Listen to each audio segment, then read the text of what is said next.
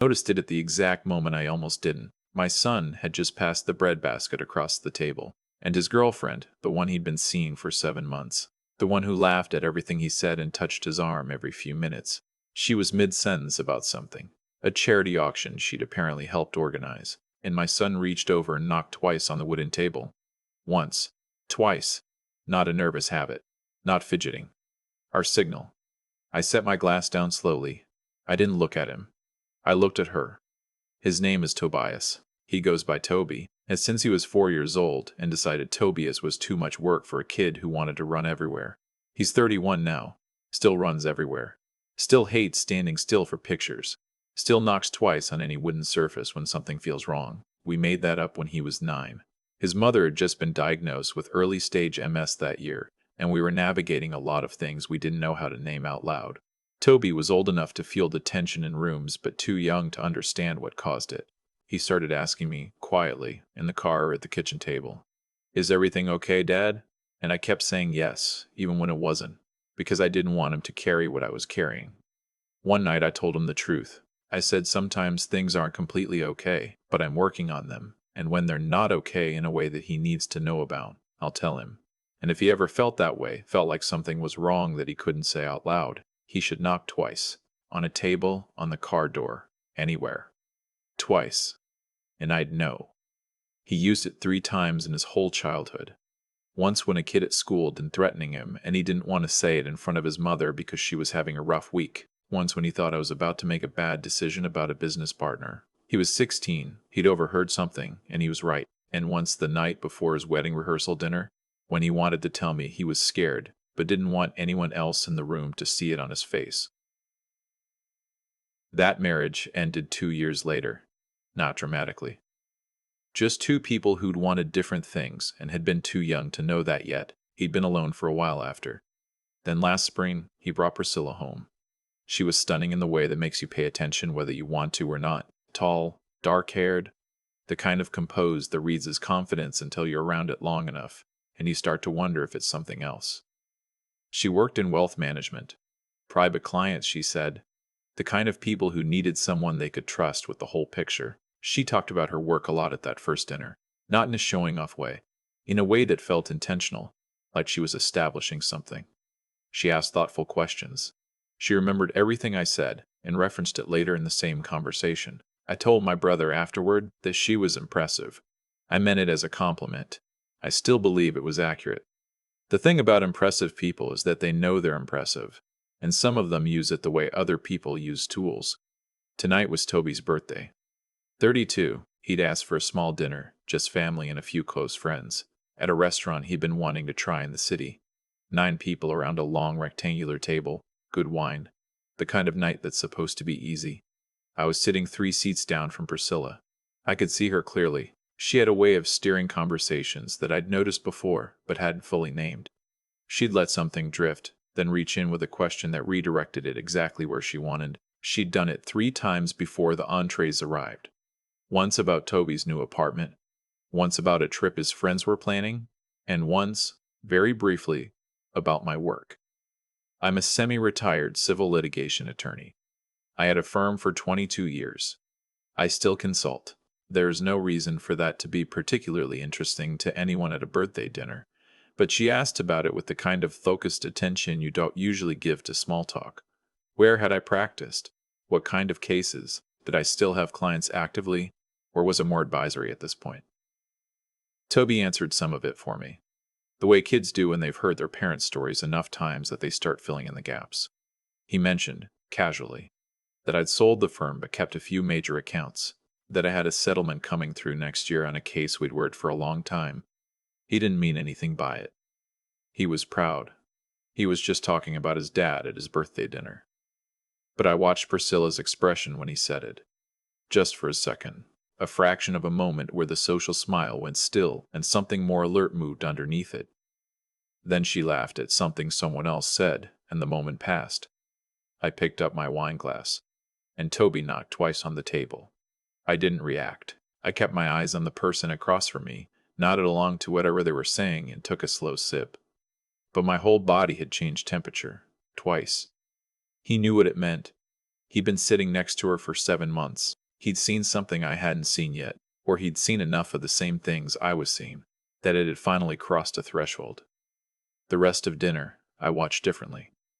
Priscilla touched Toby's hand and said something private that made him smile. She was warm with the friends she'd met before and gracious with the ones she hadn't. She made a toast that was genuinely beautiful, funny at the right moments, sincere at the end, exactly calibrated to make him feel seen in front of the people he loved. She was very, very good, and she steered the conversation back to my settlement twice more before dessert. We didn't talk that night. Toby walked me to my car, and I hugged him and said happy birthday and told him I loved him, and he held on a half-second longer than usual. That was enough. I drove home and sat at my kitchen table with a yellow legal pad, the way I used to before closing arguments, and I wrote down everything I'd noticed over the past 7 months. It looked different on paper than it had felt in real time. The question about my estate planning she'd slipped into a conversation last fall. I thought it was just making conversation. She worked in finance. It made sense. The way she'd asked about the property I owned upstate, whether I'd ever considered a trust structure. The time she'd mentioned, offhand, that she worked with a lot of clients who were in transition between active careers and retirement, people who needed guidance about where to put things. I'd thought she was networking. That's the thing. Each piece, individually, reads like normal behavior from someone in her field. Wealth management people talk about wealth. That's their job. But I was a litigator for 22 years. I know what a pattern looks like when you lay the pieces flat. I called a friend of mine the next morning, a private investigator I'd worked with on Discovery for years. His name is Archie. He's thorough and he's quiet and he doesn't ask why when I need something. I told him what I had. I asked him to find what I didn't. What he found, over the next 2 weeks, was this. Priscilla had worked at 3 different wealth management firms in the past 6 years. She'd left each one. One firm had issued a formal internal complaint that was settled quietly. She had in public records 2 civil suits in her name from former clients. Both settled, neither adjudicated. The complaints, in both cases, alleged that she had encouraged clients to move assets into investment vehicles that benefited her privately, using personal relationships to establish trust before the financial advice began. There was also a pattern in who she'd dated. Archie is careful with how he phrases things, but what he told me was that in each case, within 18 months of the relationship beginning, there had been some kind of financial transaction, a loan, a gift, a co-signed document, that benefited her significantly and left the other person in a complicated position. Toby wasn't wealthy. I am, modestly. Not extravagantly, but enough that a careful person might look at what he'd inherit someday and decide it was worth a 7-month investment. I sat with that for a long time. The hardest part wasn't the anger. The anger was clean, actually. The hard part was thinking about how she looked at him. Because some of it was real, I think. Some people like that aren't performing everything. They just perform the parts that serve them, and the rest spills over naturally, and after a while, they can't always tell the difference either. Toby was happy. That was the thing I kept coming back to. He was genuinely, visibly happy. He talked about her in a way he hadn't talked about anyone since his marriage ended. He trusted her, and she was using that. I didn't go to Toby first. I know that's what some people would do, but I'd watched enough cases over the years to know that when someone is that far inside another person's trust, you don't challenge the trust, you present the evidence. Feelings are argued. Evidence is reviewed. I made a binder. This is a lawyer habit that I will apparently never shake. I printed Archie's findings. I printed the civil suit records. I wrote a 1-page summary at the front, the way I would for a client who was about to walk into a difficult room. Then I called Toby and asked if he could come by on Sunday. Just us. I told him I wanted to talk about something, and that I needed him to hear me out before he responded. He was quiet for a moment. Is this about Priscilla? I said yes. He said he'd be there at noon.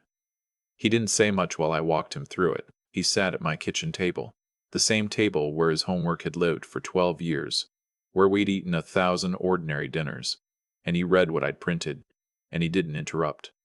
When he finished, he put the papers down and looked at the wall. The settlement thing, he said, that I mentioned at dinner. Yes. She asked me about it afterward, that night on the way home. He pressed his mouth together. She said she'd been thinking about it and she had some ideas. She wanted me to talk to you about whether you'd be open to a conversation with someone she knew. Someone she knew. She said he was very discreet, that a lot of people in your situation used people like him. I didn't say anything. I thought she was trying to be helpful, Toby said. She talks about this stuff all the time, it's her whole world. I thought she was just... He stopped. He picked up one of the pages and set it back down. She never asked me about money. Not directly. She never asked me for anything. No, I said. You're not the account, Toby. You're the introduction.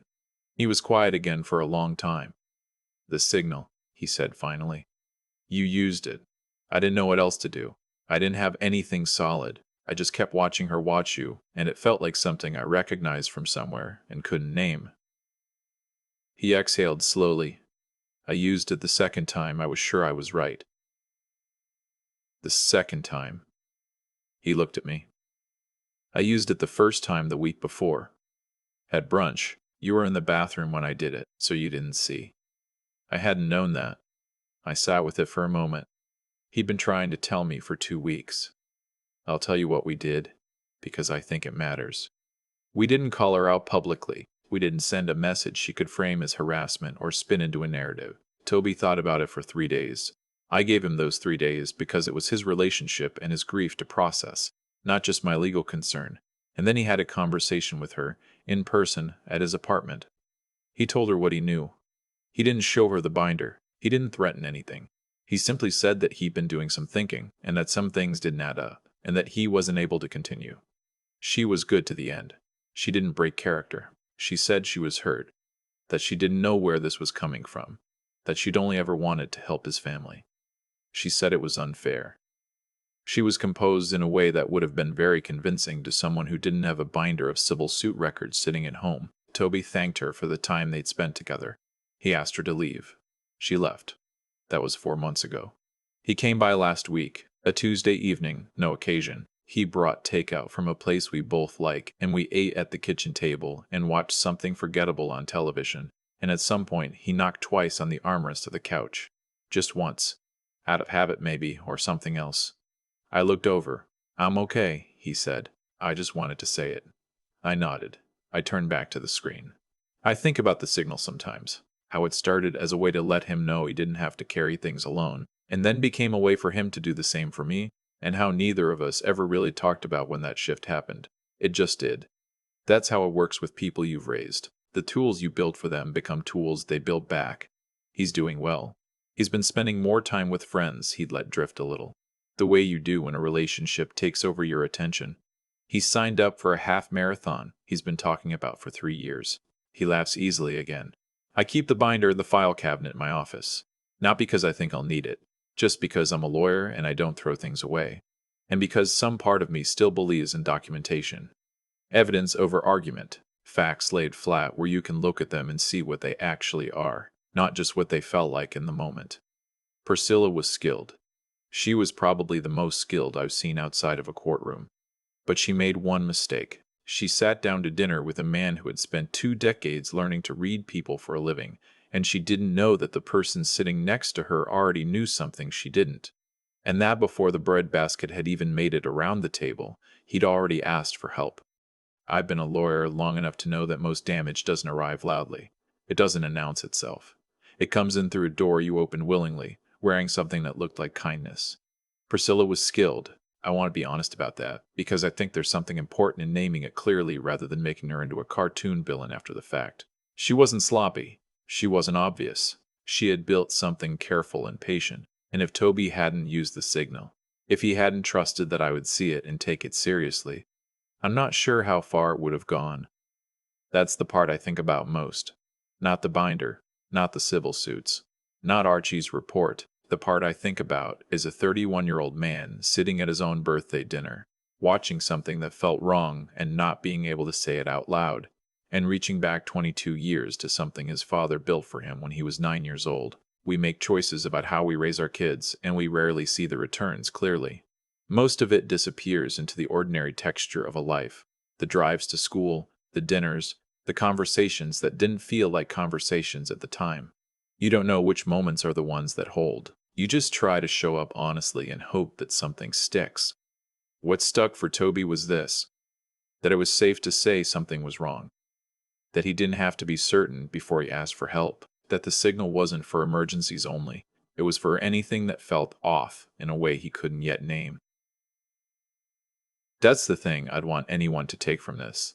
Not a lesson about watching for red flags, not a checklist about who to trust. Just that, teaching the people you love that it is safe to say something is wrong. Before they have proof, before they can articulate it. Before they're sure, that might be the most useful thing you ever do for them. Priscilla got what she'd put into the world. That's not a moral judgment, it's just how things tend to work when you build relationships on extraction rather than honesty. Eventually the architecture shows. Eventually someone in the room knows how to read it. Toby is running that half marathon next spring. He called me last Sunday to tell me his training time. He wasn't calling about the training time, he just wanted to talk. I know that. He knows I know that. We didn't need a signal for that one.